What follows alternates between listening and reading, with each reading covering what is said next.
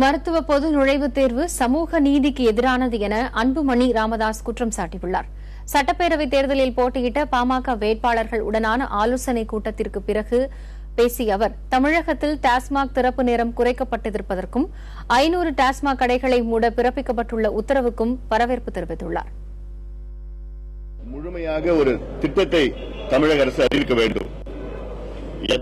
எவ்வளவு காலத்திற்குள் அத்துணை கடைகளும் நாங்கள் மூடுவோம், அடுத்தடுத்து ஓராண்டிலா அல்லது 2 ஆண்டிலா அல்லது அடுத்த 50 ஆண்டு காலத்தில் நாங்கள் மூடுவோம் என்று இந்த திட்டத்தை மக்களிடம் தெளிவுபடுத்த வேண்டும்.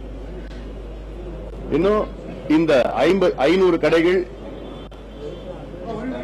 அதற்கு எத்தனை நாட்களுக்குள் இந்த கடைகளை மூடுவார்கள் என்றும் அதையும் தெளிவுபடுத்த வேண்டும்.